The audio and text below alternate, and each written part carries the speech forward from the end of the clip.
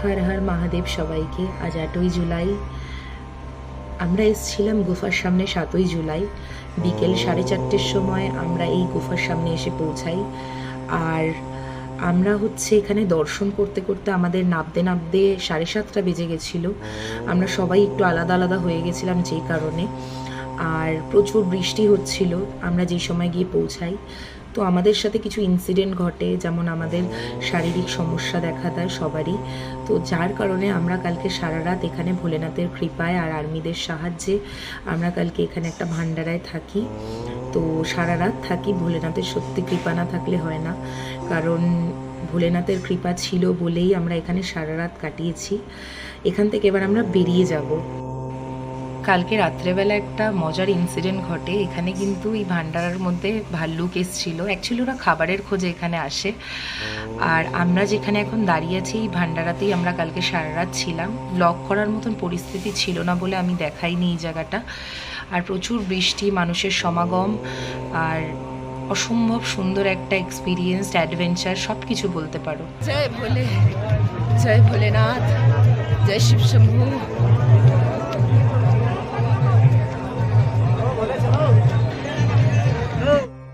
ओम नमः पार्वती पते, हर हर महादेव, जय शिव शंभू।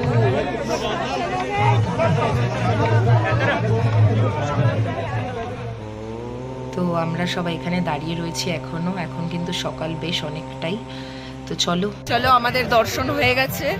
আমি এখন বাড়ির দিকে রওনা দিচ্ছি। আমরা বাড়ি তো না, আমরা যাব এখন এখান থেকে পঞ্চতারিণী, দেন আমরা এখান থেকে বেরিয়ে যাব। তো চলো যাওয়া যাক। তো ভোলেনাথের কাছ থেকে তো যেতে ইচ্ছা আমার করছে না। ভোলেনাথ যে নিজের একটুখানি কৃপা আমাদের উপর করেছে ওনার পায়ের গোড়ায় একটা রাত থাকার জন্য, তার জন্য অসংখ্য ধন্যবাদ ভোলেনাথ, অসংখ্য ধন্যবাদ।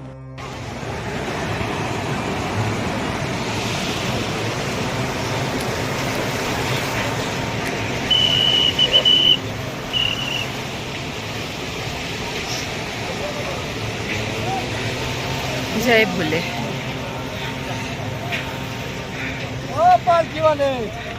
जय भोले, से नहीं आ सकते हैं। जय भोले।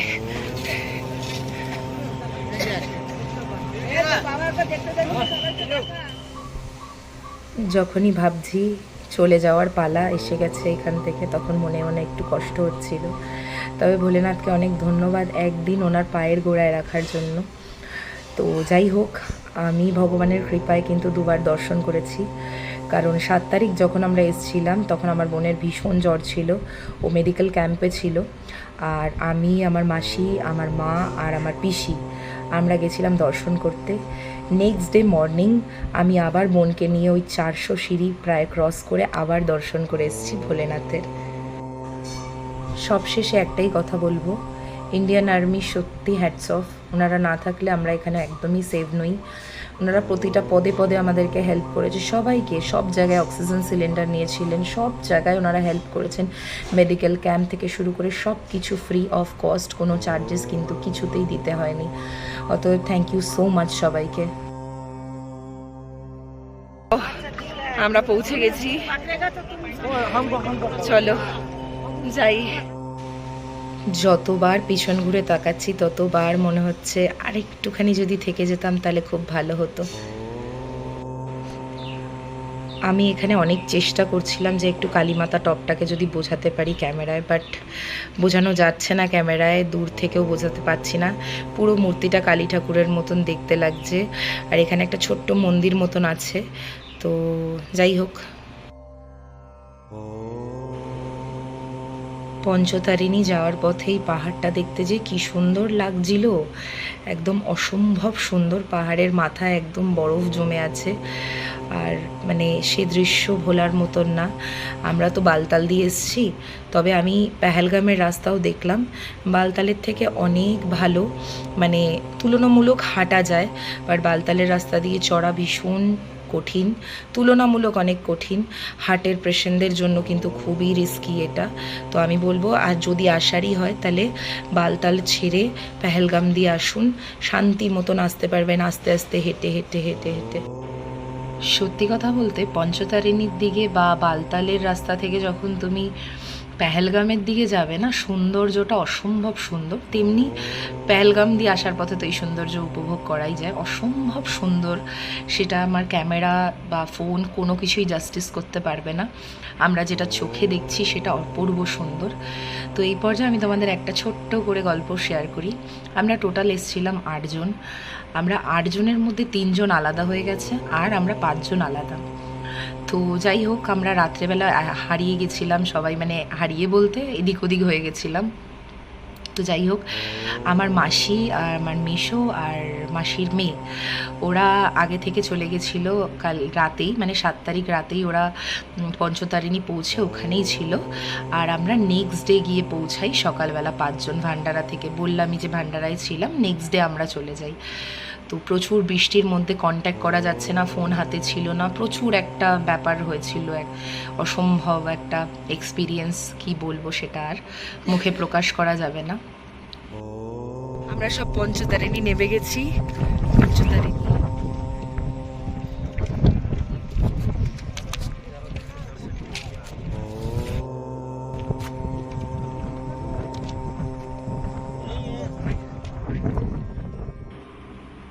এই যে পঞ্চতারিণীর এই টেন্টটায় আমরা ছিলাম, আর এই যে মাসিরা সবাই আগে থেকে এখানে এসেছিল।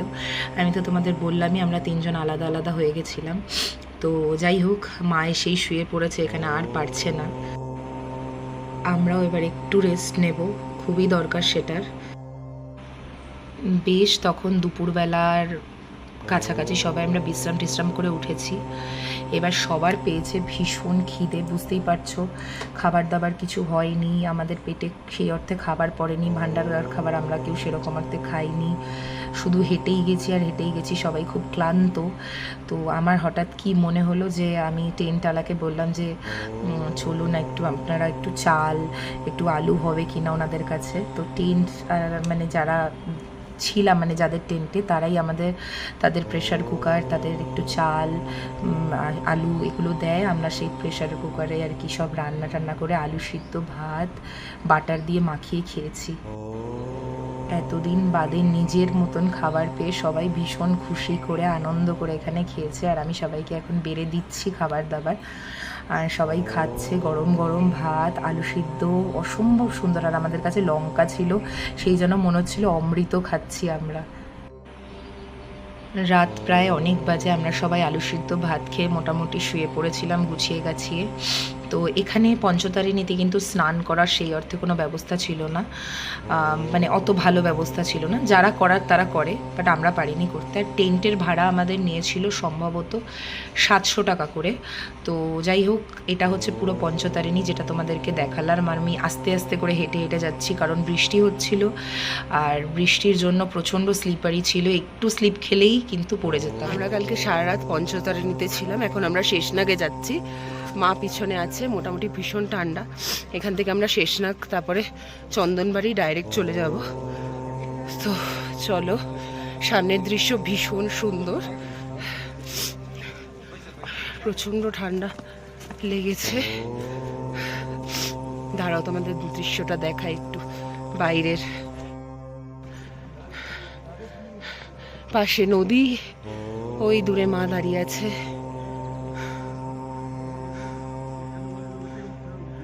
সবাই কালকে আমরা ওই দিকের একটা টেন্টে ছিলাম, ওই উপরের দিকে। পাহাড়টা কি সুন্দর, মনোরম দৃশ্য। এটা পঞ্চতারিণী, খুব সুন্দর।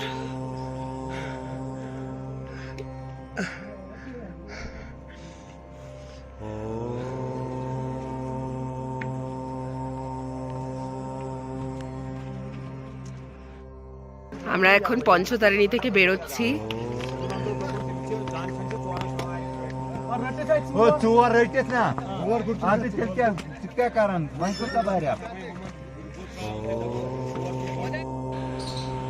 আমরা কিন্তু পঞ্চতারিণী থেকেও ঘোড়া নিয়ে নিচ্ছি বা ঘোড়া নিয়েছি। এখান থেকে আমাদের ডাইরেক্ট শেষনাগ থেকে হয়ে পুরো চন্দনবাড়ি অবধি পৌঁছে দেবে। আমাদের টোটাল এখানে আমরা একটু বার্গেন করেছিলাম, 1600 টাকা করে বোধহয় নিয়েছিল সম্ভবত পার মাথা পিছু। তো এখান থেকে আমরা বেরিয়ে যাব। বুঝতেই পারছো সবাই অসুস্থ প্রচণ্ড, সবার কিন্তু জ্বর এসছে, যার জন্য আমরা ঘোড়া নিতে বাধ্য হয়েছিলাম, না হলে আমরা নিতাম না, কারণ ঘোড়াদেরও কষ্ট হয়। আর আমরা সবাই বুঝতে পারছিলাম, কিন্তু আমরা এতটাই সবাই অসুস্থ যে আমরা মানে পারছিলাম না কেউই, যে আমি হয়তো বা জোর করে যেতে পারতাম, আরও 2-3 জন হয়তো জোর করে হেঁটে যেতে পারতাম নিজেরা ঘোড়ায় যাব না বলে, কিন্তু বাকিরা কি করতো? সবার সাথে যেতে গেলে কিছু কিছু জিনিস করতে হয়, কিছু করার নেই। তোমাদের একটা কথা বলা ভালো, সবাইকে কিন্তু অক্সিজেন দিতে হয়েছিল, মানে সবাই বলতে আমি, আমার মাসি আর মেশো, আমরা 3 জন বাদ দিয়ে বাকি সবাইকে অক্সিজেন দিতে হয়েছে। তো বুঝতেই পারছো সবার কীরকম অবস্থা, রাস্তায় রাস্তায় বসে বসে অক্সিজেন দিতে হয়েছে সবাইকে। তো যাই হোক, এত কথা না বলে বলি, এই দৃশ্যটা ভীষণ সুন্দর, ভোলে বাবার দর্শন পেয়েছি, এই অনেক বড় ব্যাপার, মানে তার জন্য আমি কৃতজ্ঞ। আর এইদিকে কিন্তু পঞ্চতারিণীতে এগুলো সব ভান্ডারা, আমরা ভান্ডারার খাবার তো খাইনি, সকালবেলা আমরা শুধু চা খেয়ে বেরিয়ে গেছিলাম।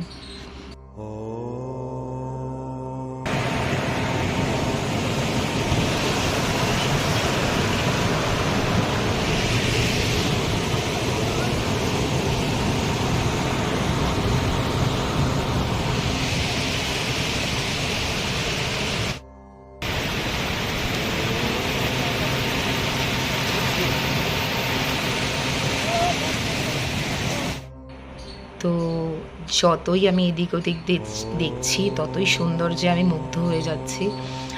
আমি একটা জিনিস বুঝতে পারি, মানে পাহাড়ের না, প্রত্যেকটা পাহাড়ি অঞ্চলের জায়গার আলাদা আলাদা পাহাড়ের বৈশিষ্ট্য, আলাদা আলাদা পাহাড়গুলোকে দেখতে হয়। তাই জন্যই হয়তো বোধহয় জায়গাগুলোর নাম কখনো কাশ্মীর, কখনো হিমাচল, কখনো উত্তরাখণ্ড এরকমে পরিচিত হয়, আমার মনে হয় সেটা।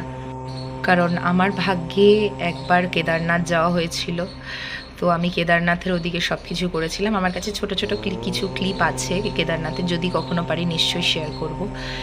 আর কেদারনাথেও গেছি এক ধরনের পাহাড়ের বৈশিষ্ট্য, এক ধরনের পাহাড়গুলোকে দেখতে।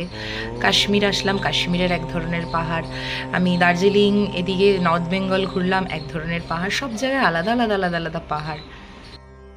আমরা সব এখন দিল্লির ভান্ডারায় চলে এসেছি।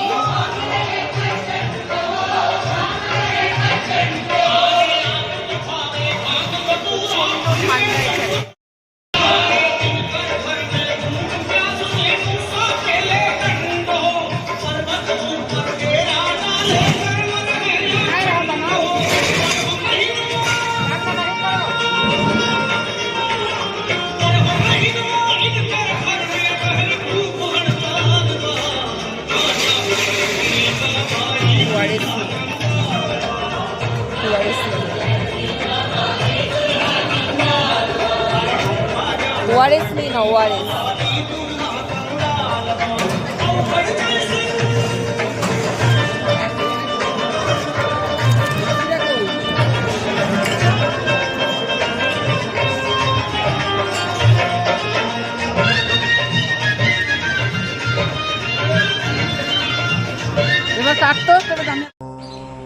প্রথমেই বললাম এটা হচ্ছে বিখ্যাত দিল্লির ভান্ডারা, যেটা 56 ভোগের ভান্ডারা হয়, প্রচুর বড়, কি নেই এখানে সব আছে, পিৎজা, বার্গার, ফল মূল, যত রকমের খাবার হয় সব রকমের আছে, চা, দুধ, কফি, কি চাই সব আছে, বাটার টোস্ট, মানে বলে বোঝাতে পারবো না, ইডলি, ধোসা, সাম্বার, সব পেয়ে যাবে তুমি এখানে, মানে অসম্ভব বড় ভান্ডারাটা।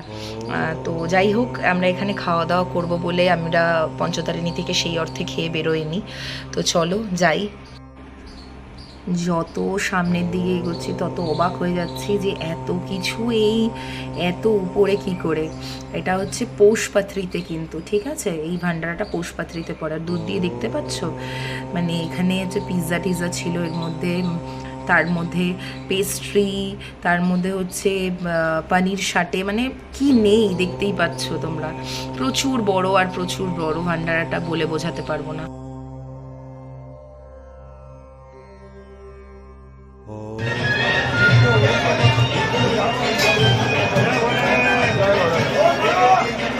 জয় ভোলে।